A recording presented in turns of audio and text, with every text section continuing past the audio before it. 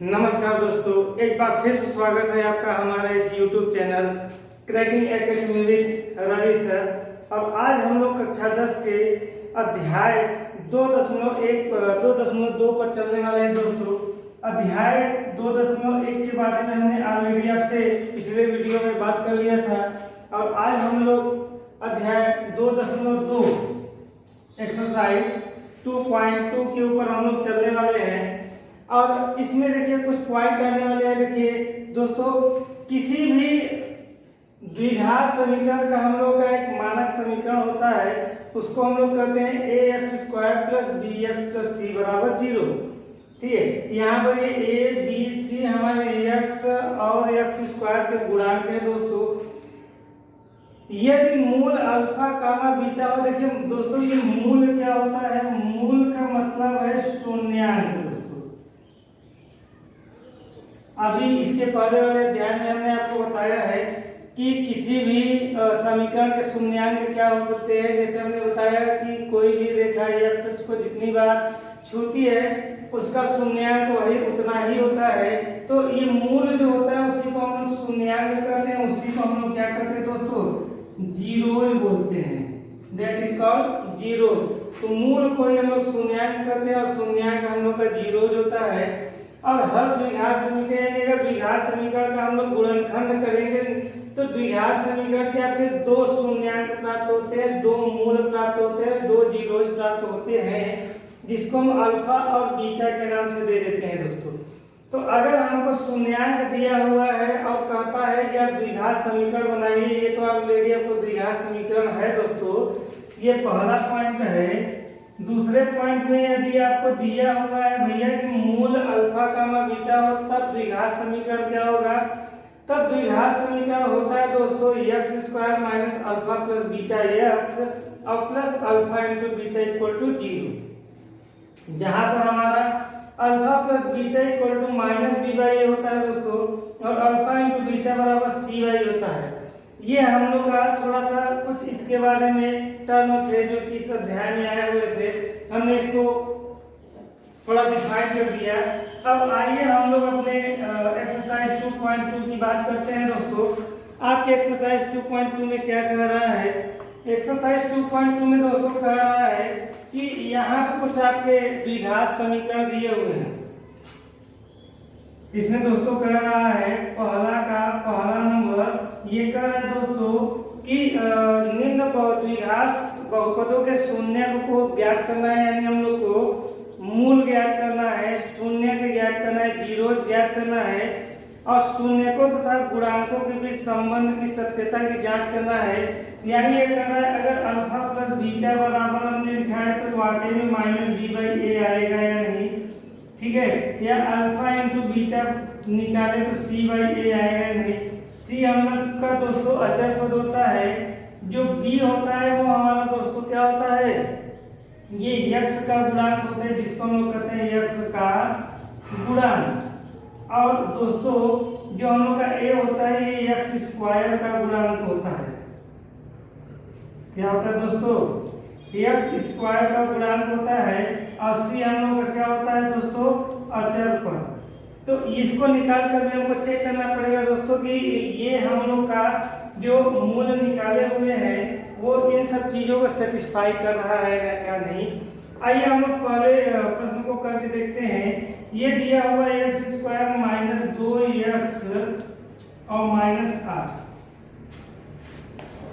दोस्तों किसी भी द्विघात समीकरण को गुणनखंड करना आप कक्षा 8 से ही सीख रहे हैं। कक्षा 8 में आप लोगों ने अच्छे से विस्तार से समीकरण का द्विघात समीकरण को गुणनखंड करना आप लोगों ने सीखा।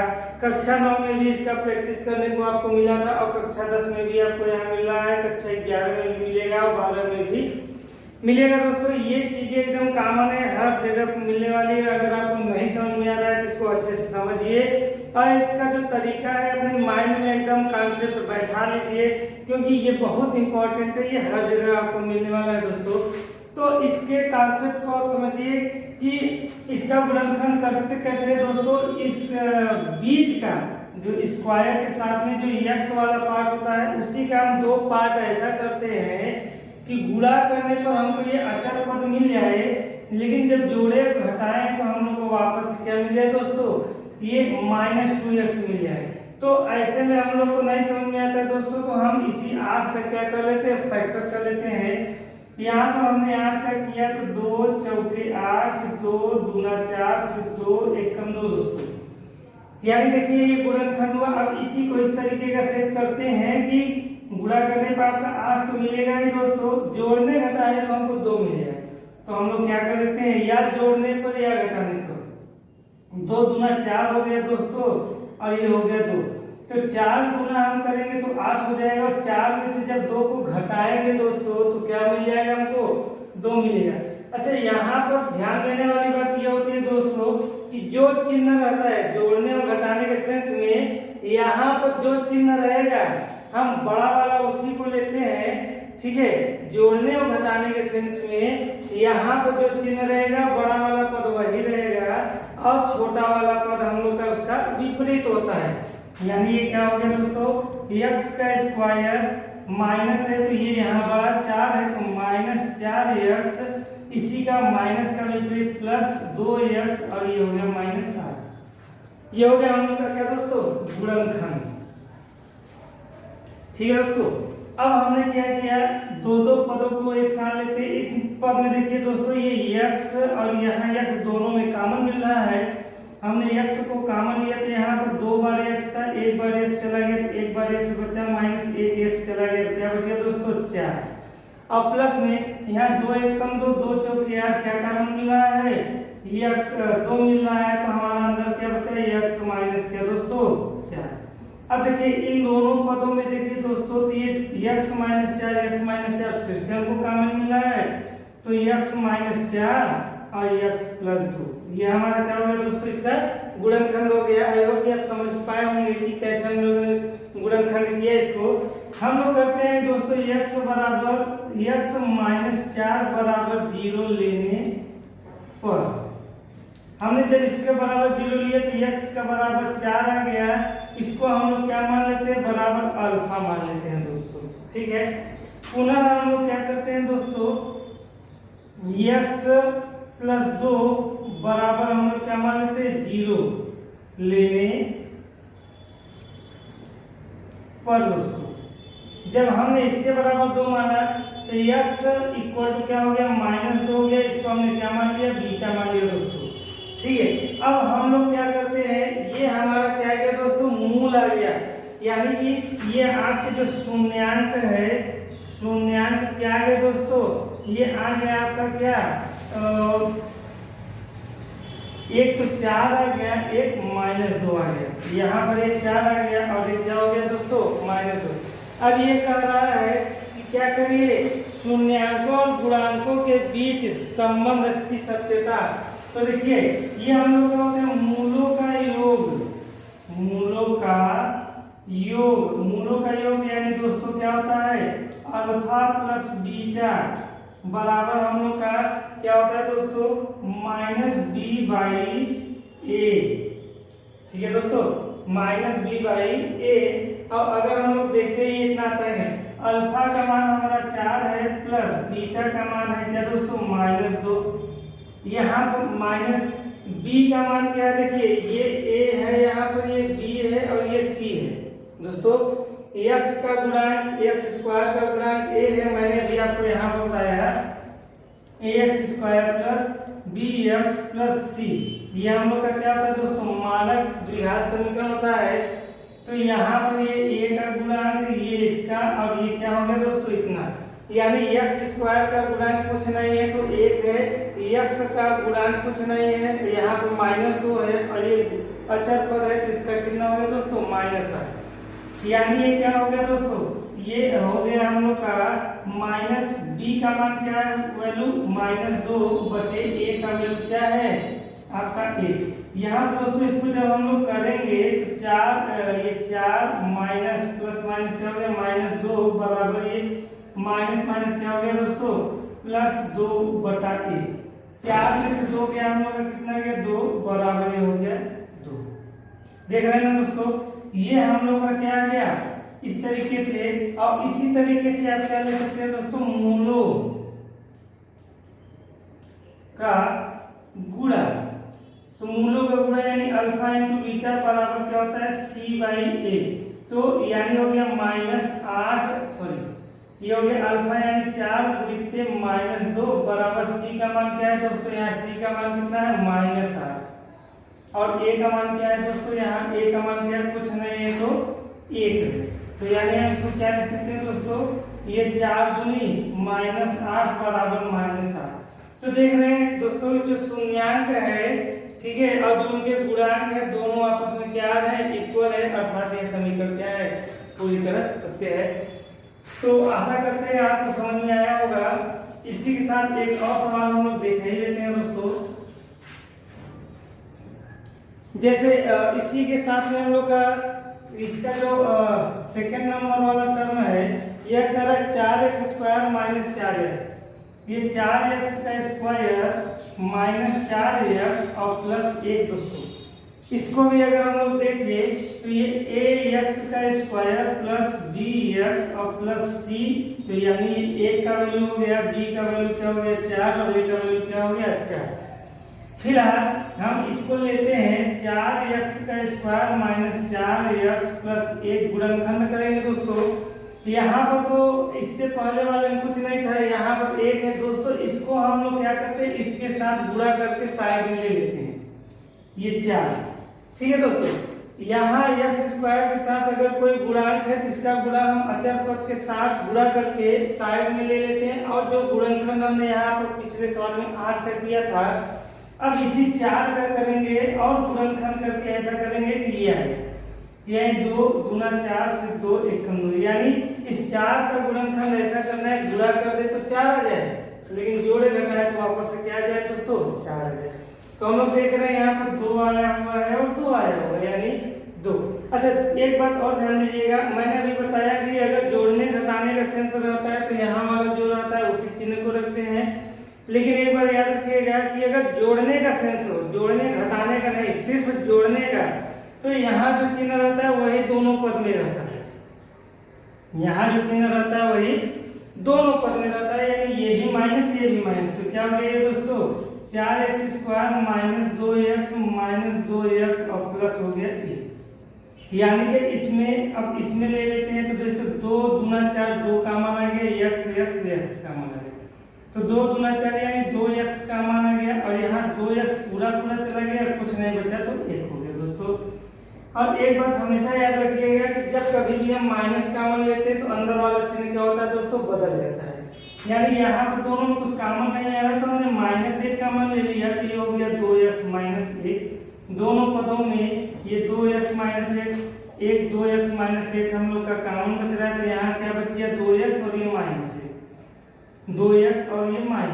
तो दोस्तों देख रहे हैं दोनों टर्म वही है, यानी 2x - 1 बराबर हमने क्या ले लिया, 0 लेने पर तो हम लोग का दोस्तों क्या आ गया, 2x बराबर 1 और x बराबर 1/2। अब चूंकि दोनों वही है इसलिए हम कह सकते हैं अल्फा बराबर हो गया बीटा के बराबर कितना हो गया, 1/2 दोस्तों। अब आइए अब हम लोग क्या करते हैं, मूलों के गुणनफल और गुणांकों की सत्यता कर लेते हैं। तो हम लोग जानते हैं अल्फा प्लस बीटा बराबर क्या होता है दोस्तों, -b/a। तो अल्फा यानी 1/2 प्लस बीटा यानी 1/2 बराबर माइनस, देखिए दोस्तों b का मान क्या है -4, ठीक है, तो यहाँ -4 हो गया बटे a का मान क्या है दोस्तों 4 है।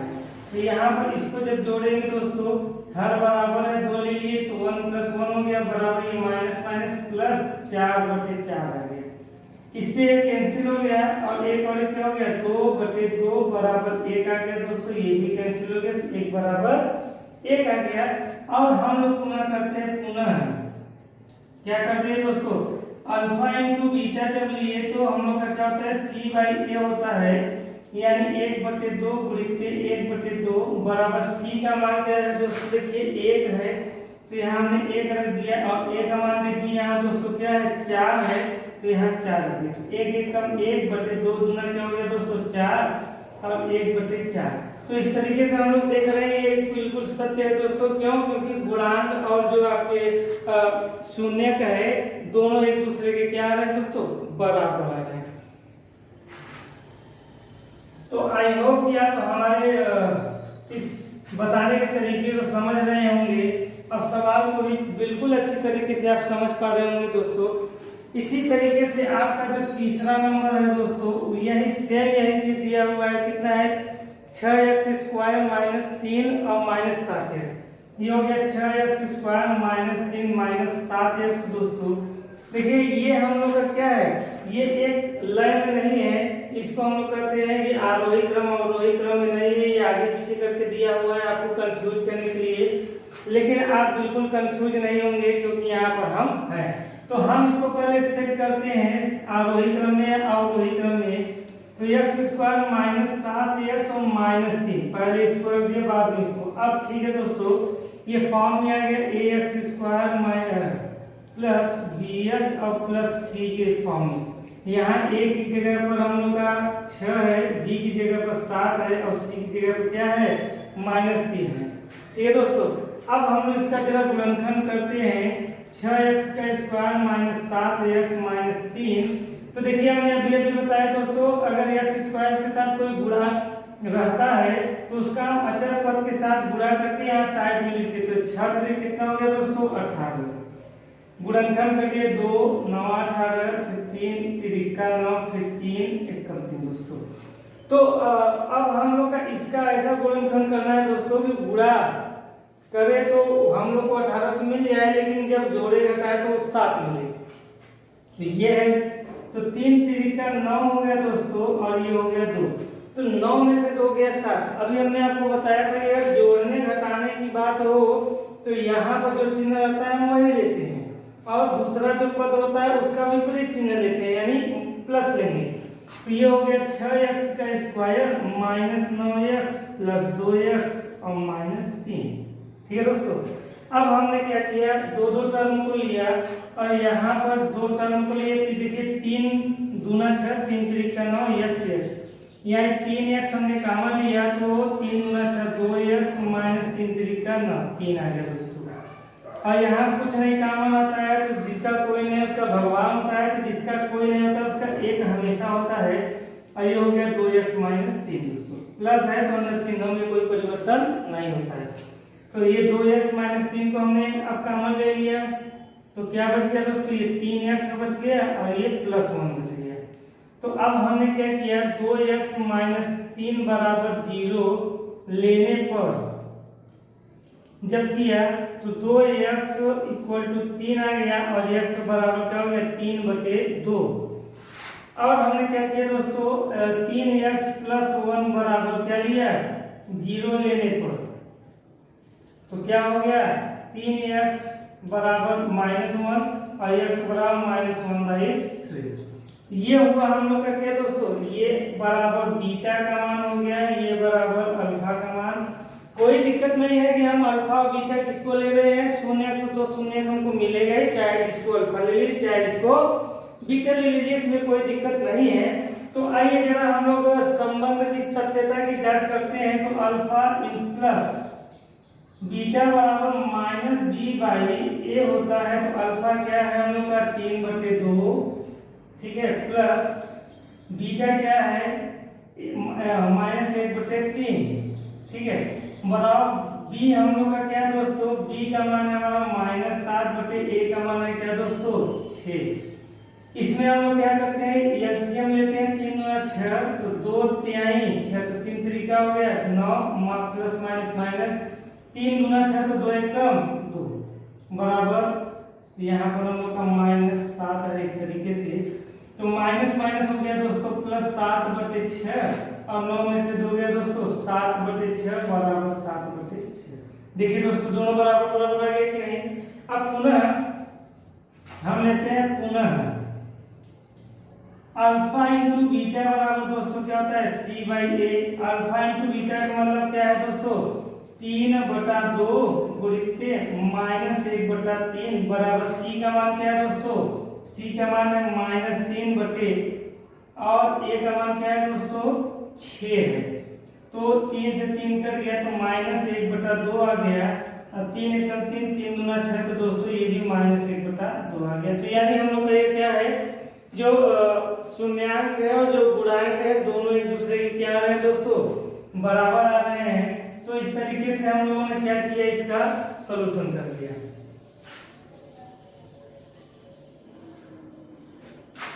इसी के संदर्भ में आपका दोस्तों दे रहा है 4u² + 8u। ये हम लोग का चौथा क्रम है, 4u² + 8u दोस्तों। इसमें देखिए तीसरा आपको गुणांक नहीं दिया हुआ है, तो हम उसको क्या ले लेते हैं, +0। क्या ले लेते हैं दोस्तों, +0। ax² चलिए u है तो हम लोग क्या ले लेते हैं, au² + bu + 0। ठीक है दोस्तों, तो यहाँ एक जगह 4 है, b की जगह क्या है 8 है, और u की जगह क्या है दोस्तों 0 है। गुणनखंड करिए दोस्तों, ये 4u² + 8u, इसमें देखिए दोस्तों u और 4 8 में से 4 कॉमन आ गया, u कॉमन आ गया, तो ये हो गया u + 4 दूनी 8 2 हो गया। तो एक बार 4u = 0 ले लीजिए, लेने पर तो u बराबर क्या हो गया दोस्तों 0/4 यानी 0, इसको हमने मान लिया अल्फा। और ये हो गया हम लोग का पुनः या u + 2 = 0 लेने पर दोस्तों, तो यह क्या हो गया u = -2, ये क्या हो गया दोस्तों बीटा हो गया। अब हम लोग क्या करते हैं, ये शून्यांक आपके निकल गए, ठीक है। अब हम लोग करते हैं सत्यता की जांच। अल्फा + बीटा = -b/a हो गया। अल्फा का वैल्यू है आपका दोस्तों 0 प्लस बीटा का वैल्यू है क्या दोस्तों -2 बराबर, यहाँ देखिए दोस्तों b का मान क्या है हमारा, ये -8 हो गया बटे a का मान है 4, 4 दूनी 8, 0 में अगर हम 2 को घटाएंगे तो -2 बराबर -2 बराबर हो गया। ये सारे दोस्तों हम लोग करते हैं पुनः अल्फा इंटू बीटा बराबर हम लोग करते हैं c/a, तो अल्फा का मान है 0 गुणित बीटा का मान है -2 बराबर c का मान है दोस्तों 0 बटे a का मान है 4, तो 4 में 0 का भाग देंगे 0 हो गया, अब 2 में 0 को गुणा करेंगे 0, तो 0 बराबर क्या हो गया दोस्तों 0। इस तरीके से हम लोग का ये अभी क्या हो गया दोस्तों खत्म हो गया, ठीक है। आगे बढ़ते हैं हम लोग।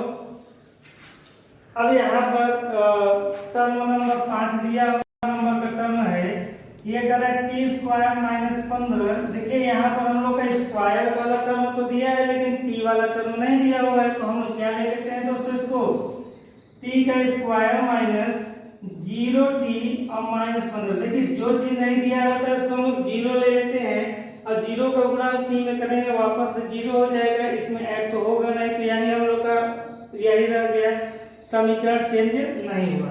तो हम at² प्लस dt और प्लस c से हमने जब तुलना कराया तो 0 a की जगह हम लोग का 1 आ गया, b की जगह पर 0 और c की जगह पर कितना आया दोस्तों 15 आया। इसका गुणनखंड करते हैं t² - 15 बराबर 0, इसका गुणनखंड होगा नहीं दोस्तों, तो हम लोग क्या करते हैं डायरेक्ट वैल्यू निकाल लेते हैं। तो t² बराबर ये हो गया 15 दोस्तों, और t बराबर हो गया हम लोग का दोस्तों कितना कौड़ी में 15, ये प्लस माइनस होता है, क्या होता है प्लस माइनस, यानी कि अगर हम कहें तो अल्फा बराबर हम लोग का क्या हो गया कौड़ी में 15 और बीटा बराबर क्या हो गया दोस्तों माइनस कौड़ी में 15। तो अब हम लोग जरा जांच करते हैं, तो अल्फा प्लस बीटा बराबर क्या होता है दोस्तों -b/a, यानी कि हम लोग का हो गया कौड़ी में 15 प्लस माइनस कौड़ी में 15 बराबर क्या हो गया दोस्तों -0 बटे क्या हो गया 1। यहाँ पर b का वैल्यू है 0, 1 का वैल्यू है 1, तो ये माइनस कौड़ी 15 या प्लस कौड़ी 15 कट गया, आ गया 0 बराबर 0 में 1 का हमने जब भाग दिया तो आ गया 0, फिर से सारे चीज बराबर हो गया। एक बार पुनः हम लोग करते हैं, पुनः अल्फा इंटू बीटा बराबर क्या होता है c/a, यानी कि कौड़ी में 15 गुणित माइनस कौड़ी में 15 बराबर क्या हो गया दोस्तों c का वैल्यू है -15 बटे a का वैल्यू है 1। इन दोनों का जब हमने प्लस माइनस माइनस कर्लिंग 15 का जब कर्लिंग 15 में किया तो क्या हो गया दोस्तों, सिर्फ 15 हो गया, और 15 में 1 का भाग दिया तो दोस्तों क्या हो गया, सिर्फ 15। तो LHS आ गया क्या आपके RHS के। तो इस तरीके से क्वेश्चन नंबर 5 भी आप लोगों ने समझ लिया। आइए हम लोग क्वेश्चन नंबर 6 की बात करते हैं, यानी टर्म नंबर 6 की बात करते हैं। दिया हुआ है दोस्तों कि 3x² - x - 4, ये है टर्म नंबर 6, 3x² - x - 4। ठीक है दोस्तों, हमने आपको बताया स्क्वायर वाले के साथ अगर कुछ है तो उसका सीधा अचर के साथ गुणा करके साइड में लिख दीजिए। 3 चौके 12 आ गया, गुणनखंड कर लिए, 2 छके 12, 2 तिया 6, 3 एकम 3। यही दोस्तों x का गुणनखंड ऐसा करना है, गुणा कर दे तो 12 आ जाए और जोड़ घटा दे तो कितना आ जाए, 1 आ जाए। तो ये हो गया 4 और ये हो गया 3, 4 3 दोस्तों 12 हो रहा है, और 4 में से 3 को घटा रहे हैं तो 1 हो रहा है। तो मैंने बताया दोस्तों जब जोड़ने और घटाने का सेंस होता है तो यहाँ जो चिन्ह रहता है उसको बड़ा वाला लेते हैं, जो छोटा वाला होता है इसी चिन्ह का विपरीत होता है। यानी हो गया ये 3x² - 4x प्लस 3x और -4। यहाँ पर जो कुछ कॉमन नहीं गया, x कॉमन गया तो 3x - 4 हो गया, और इन दोनों में कुछ नहीं गया, +1, तो ये हो गया 3x - 4। ठीक है, आगे बढ़ते हैं हम लोग। ये 3x - 4 को हमने जब कॉमन लिया तो x प्लस क्या हो गया दोस्तों 1। अब हम लोग 3x - 4 बराबर क्या ले लेते हैं, 0 लेने पर। जब 0 लिया तो 3x बराबर ये -4 इधर आएगा तो +4 हो गया, और x बराबर ये 3 गुणा में इधर आएगा तो 4/3 हो गया। इसको हम अल्फा मान लेते हैं। और x + 1 बराबर 0 लेने पर तो ये क्या हो गया दोस्तों, x बराबर -1 हो गया। इसको हम क्या मान लेते हैं, बीटा ले लेते हैं दोस्तों। आइए सत्यता की जांच करते हैं, अल्फा + बीटा बराबर -b/a। तो अभी आप जानते हैं ये ax² + bx और प्लस क्या हो गया दोस्तों c, a की जगह 3, b की जगह कुछ नहीं तो -1 और c की जगह कुछ नहीं 4 हो गया, अचर पद है। तो अल्फा यानी हो गया दोस्तों क्या हम लोग का 4/3 प्लस ये क्या हो गया दोस्तों -1 बराबर -b का मान क्या है, -1 हो गया दोस्तों, और c का मान a का मान क्या है 3। यहाँ इसका एलसीएम लीजिए दोस्तों, 3 आ गया, ये 4 हो गया, प्लस माइनस 3 एकम 3, और ये हो गया माइनस प्लस 1/3। 4 में से 3 गया दोस्तों 1/3, और यहाँ 1/3। देखिए LHS RHS बराबर हो गया। हम करते हैं पुनः क्या हो गया दोस्तों, अल्फा × बीटा बराबर c/a। तो अल्फा का मान है 4/3 गुणित के बीटा का मान है -1 बराबर c का मान क्या है दोस्तों -4 और a का मान है 3। प्लस माइनस 4 एकम 4/3 और ये -4/3। तो देख रहे हैं दोस्तों ये हम लोग का 6वां नंबर का भी टर्म सॉल्व हो गया, और बड़े ही आसानी से हम लोगों ने इसकी सत्यता की जांच भी कर ली और अपने मूलों को भी क्या कर लिया दोस्तों, निकाल लिया। आइए क्वेश्चन नंबर 2 की बात करते हैं। 2 का पहला टर्म दिया हुआ है दोस्तों। अच्छा ये बोला क्या है, एक बार इसको जरा समझ लीजिए। कह रहा है दोस्तों द्विघात बहुपद हमको ज्ञात करना है जिसके शून्यकों का योग दोस्तों यानी अल्फा प्लस बीटा बराबर दिया हुआ है, और अल्फा इंटू बीटा यानी कि शून्यकों का गुणनफल दिया हुआ है, यानी अल्फा प्लस बीटा दिया हुआ है, अल्फा इंटू बीटा दिया हुआ है। तो दोस्तों हम लोग को समीकरण निकालना है। पहले टर्म में अल्फा प्लस बीटा बराबर दिया हुआ है 4 1/4, और अल्फा इंटू बीटा बराबर दिया हुआ है -2 दिया हुआ है। तो हम लोग जानते हैं द्विघात समीकरण, अभी मैंने शुरू में ही आपको इसका क्या फार्मूला लिख करके दिखा दिया था। क्या था दोस्तों, x² alpha plus beta x plus alpha into beta बराबर 0। यही हम लोग का फॉर्मूला था। कुछ नहीं करना है दोस्तों, इसी में इसका वैल्यू पुटअप कर दीजिए, आपका द्विघात समीकरण आ गया। ये हो गया x square minus alpha plus beta है 1/4 x plus alpha into beta है दोस्तों -1 बराबर 0। ये हो गया एक्स स्क्वायर प्लस माइनस ये हो गया x/4 और -1 बराबर 0। एलसीएम आप ले लीजिए 4 हो गया, तो 4 एक कम 4x का स्क्वायर माइनस x और माइनस 4 एक कम दोस्तों 4 बराबर 0। इस 4 को पूरा इधर करा दीजिए, तो 4x का स्क्वायर माइनस x माइनस 4 बराबर 0 गुणित के 4 हो गया यानी 0 ही हो गया, यानी 4x स्क्वायर माइनस x और माइनस 4 बराबर 0 आपका क्या हो गया दोस्तों, ये समीकरण हो गया। देखिए द्विघात समीकरण आपका बन गया। बिल्कुल इसी तरीके से दोस्तों आपको सारा करना है। इसी का हम लोग को क्या है, यहीं से इरेज करते हैं ताकि आपको ज्यादा मेहनत न करना पड़े। दूसरा टर्म दिया हुआ दोस्तों क्या दिया है, अल्फा प्लस बीटा यानी कर्डिन 2 दिया हुआ है और अल्फा इंटू बीटा दिया हुआ क्या 1/3 1/3 ही है ना दोस्तों। हाँ, तो फिर वही हम लोग को कर दिए एक्स स्क्वायर माइनस ये क्या हो गया दोस्तों कर्डिन में 2 एक्स प्लस ये हो गया 1/3 बराबर 0। ये हो गया एक्स स्क्वायर माइनस कर्डिन में 2x और प्लस 1/3 बराबर 0। एलसीएम ले लिए 3, तो यहाँ बताना कुछ नहीं 3 का गुणा किए 3x का स्क्वायर माइनस 3 कर्डिन में 2x और प्लस 1 बराबर 0। इसका गुणा इधर कर देते हैं, तो यानी 3x का स्क्वायर माइनस 3 कर्डिन में 2x और प्लस 1 बराबर 0 गुणित के 3 बराबर 0, यानी 3x का स्क्वायर माइनस 3 कर्डिन में 2x और प्लस 1 बराबर 0। ये आपका क्या हो गया दोस्तों आंसर।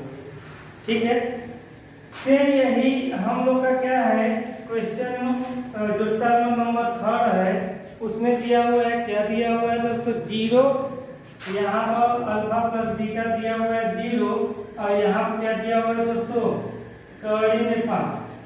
सेम वही चीज है दोस्तों, ये एक्स स्क्वायर माइनस ये हो गया 0x और प्लस कर्डिन में क्या हो गया दोस्तों 5 बराबर 0। तो एक्स स्क्वायर माइनस इसको 0 से गुणा करेंगे 0 हो गया प्लस कर्डिन में 5 बराबर 0। तो ये 0 लिखने का कोई मतलब नहीं है, तो ये हो गया एक्स स्क्वायर प्लस कर्डिन में 5 बराबर 0। ये आपका क्या हो गया दोस्तों आंसर हो गया। ये किसका है, तीसरे टर्म का है। इसी तरीके से आपका चौथा जो टर्म है दोस्तों उसमें आपको कह रहा है, कौन सा टर्म कह रहा है दोस्तों चौथा, ये कह रहा है कि दोनों का वैल्यू 1 और 1 ही है। कितना कितना है 1 1 है, सेम इसी में रखना है। एक्स स्क्वायर माइनस 1 एक्स और प्लस 1 बराबर 0, यानी एक्स स्क्वायर माइनस एक्स और प्लस 1 बराबर 0। ये आपका एक लाइन में क्या होगा दोस्तों आंसर। कोई दिक्कत है नहीं। इसी तरीके से हम कौन सा पांचवा टर्म देखते हैं दोस्तों। पांचवें टर्म में क्या दिया है दोस्तों, जो पांचवा नंबर का टर्म है, पांचवें नंबर के टर्म में 1/4 दिया हुआ है, बल्कि एक माइनस दिया हुआ है। ये माइनस है ये प्लस है, तो हमने क्या किया x square minus 1/4 x plus 1/4 बराबर 0 लिख दिया। ठीक है, तो ये हो गया x square minus minus plus 1 क्या हो गया दोस्तों 4x प्लस 1/4 बराबर 0। एलसीएम लीजिए 4 आएगा 4 कम 4x प्लस x और प्लस 1 बराबर 0 हो गया, यानी 4x स्क्वायर है सॉरी स्क्वायर प्लस x और प्लस 1 बराबर 0 गुणित के 4 ये वाला बराबर 0 हुआ, यानी 4x स्क्वायर प्लस x और प्लस 1 बराबर 0। ये आपका क्या हो गया दोस्तों आंसर हो गया। और इसी के साथ में नंबर 5वां टर्म है दोस्तों। वीडियो को आप पूछ करके इसको नोट डाउन कर सकते हैं दोस्तों। क्योंकि हम लोग के पास समय कम रहता है, नहीं तो वीडियो ज़्यादा लंबा हो जाता है। छठवां नंबर है 4,1 दिया हुआ है। क्या दिया हुआ दोस्तों? 4,1। इसी समीकरण में रखते हैं x स्क्वायर माइनस ये हो गया 4x प्लस यहाँ हो गया 1 बराबर 0, यानी x square minus 4x plus 1 बराबर 0। यही हम लोग का क्या हो गया दोस्तों? आंसर। और इसी तरीके से अध्याय 2.2 हमारा समाप्त होता है दोस्तों। क्लास कैसी लगी इसके लिए आप जरूर कमेंट करिए। अगर अच्छी लगी हो तो लाइक कीजिए, दूसरों को भी इसको शेयर कीजिए और सब्सक्राइब कीजिए। इसी के साथ आज की यह क्लास समाप्त होती है। Thank you.